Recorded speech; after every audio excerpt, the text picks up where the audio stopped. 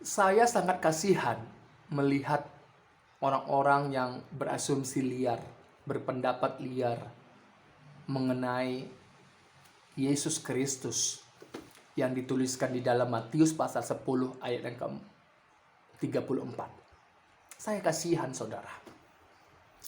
Saya kasihan melihat orang-orang yang berasumsi liar, yang berpendapat buruk tentang Yesus Kristus di dalam Matius pasal 10 ayat yang ke-34. Di sana ada kata pedang. Kemudian ketika beberapa orang membaca ada kata pedang, lantas di sana diasumsikan, ya, mereka berpikir Yesus itu anarkis. Kasihan ya.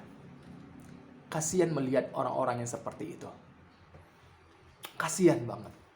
Kasihan saya melihatnya. Saya, Uncle Mandil.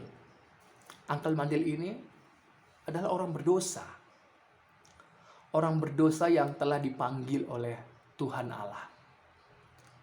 Dalam Roma pasal 10 ayat 17, firman Allah yang diperdengarkan, yang saya dengar, rohku memberikan tempat untuk firman Allah itu. Firman Allah itu yang mendapat tempat di hatiku, sehingga timbul imanku kepada karya keselamatan, kepada Allah yang telah menyatakan dirinya melalui firman-Nya. Firman-Nya yang telah menjadi manusia dalam Yesus Kristus. Dan Kristus telah menunjukkan ketaatannya, kesetiaannya hingga mati atas kayu salib. Dan dia bangkit dari antara orang mati, dan dia naik ke sorga, dan dia datang kembali kedua kalinya. Inilah pengharapan sukacitaku menantikan kedatangan Yesus. Makanya sambil saya menantikan kedatangan Kristus yang kedua kalinya, saya mau dengar firman Tuhan terus, mau ikut firman Tuhan, ya, nggak mau mengikut asumsi-asumsi siapapun, nggak.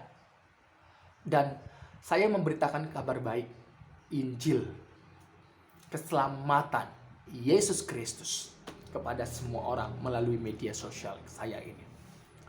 Makanya seperti yang saya katakan tadi, ketika saya mendengar orang-orang berasumsi, salah berpendapat, berpikir tentang Yesus Kristus yang ditulis di dalam Matius pasal 10 ayat 34. Dan hari ini, di video ini adalah tanggapan saya pertama, ya, mengenai Matius pasal 10 ayat yang ke-34. Saya berdoa orang-orang yang melihatnya biarlah mendapatkan kasih karunia dalam Yesus Kristus turun memenuhi hidupmu. Ya saudara. Dan saya akan baca kembali Matius pasal 10 ayat yang ke-34. Apa toh isinya? Yuk kita baca Matius pasal 10 ayat yang ke-34. Saya akan bacakan dari sini. Jangan kamu menyangka bahwa aku datang untuk membawa damai di atas bumi. Aku datang bukan untuk membawa damai, melainkan pedang. Sebenarnya kalau kita lihat, tegas sekali ya. Jangan kamu menyangka bahwa aku datang untuk membawa damai di atas bumi. Aku datang bukan untuk membawa damai, melainkan pedang. Nah, ini yang dipahami oleh beberapa orang. Ya. Dan saya berharap siapapun saudara yang melihat video saya, apalagi khususnya orang-orang yang gagal paham mengenai Matius pasal 10 ayat 34, buka hatimu, buka matamu, buka pendengaran. Oke? Yuk kita lihat. Dalam video ini hal pertama yang saya mau sharekan adalah saudara lihat konteksnya. Lihat konteks. Tahu itu konteks. Konteks itu adalah teks sebelum dan sesudah ayat yang saudara baca itu. Kalau kita baca ayat 34 berarti konteksnya adalah teks sebelum dan sesudahnya. Tentang apa toh konteksnya? Dan ini yang nggak bisa dimengerti oleh orang-orang yang gagal paham tadi. Apa konteksnya? Itu harus tahu. Kalau saudara tidak tahu konteksnya, ya sudah, amburadul. Nah, konteksnya apa? Baca dalam Matius pasal 1, Matius pasal 10 ayat 1, dan Matius pasal 10 ayat yang kelima. Kemudian Matius pasal 11 ayat 1. Ini konteksnya, saudara. Konteksnya adalah Yesus memanggil ke-12 muridnya, dan ke-12 murid itu diutus. Sebelum mereka diutus, Yesus berpesan kepada mereka. Jadi, konteksnya adalah Yesus memanggil dan mengutus ke-12 muridnya dan berpesan kepada ke-12 muridnya. Dan pesan itu ada di dalam Matius pasal 10 ayat yang kelima sampai Matius pasal 11 ayat yang pertama. Ini konteksnya. Kalau saudara sudah tahu konteksnya, langkah yang baik. Yang kedua, saudara harus pahami siapa audiens yang menerima pesan itu. Dan yang menyampaikan pesan itu juga tahu budayanya seperti apa. Jadi dengan kata lain, budaya dari audiens dan yang memberi pesan, kemudian bahasa dari audiens dan juga yang memberi pesan. Harus saudara pahami. Kalau saudara nggak pahami, gagal. Nah, kalau kita lihat, siapa toh ke-12 murid itu? Kita baca dalam Matius pasal 10 ayat yang kedua sampai 4. Ya. Di situ murid-muridnya.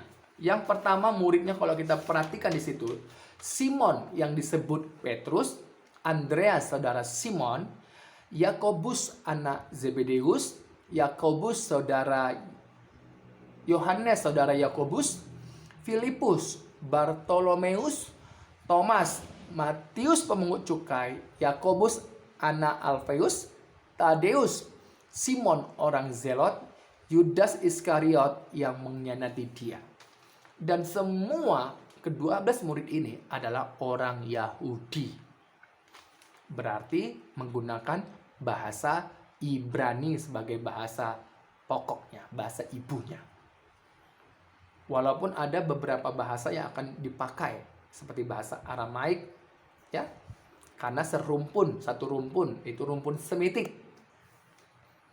Saudara, ini yang harus kita pahami. Sehingga perspektif dari audiensnya adalah perspektif Yahudi, Ibrani. Dan kita harus masuk kepada budaya Alkitab itu. Supaya nggak gagal paham. Kalau saudara nggak masuk, ya sudah. Gagal paham. Ya, ini dia.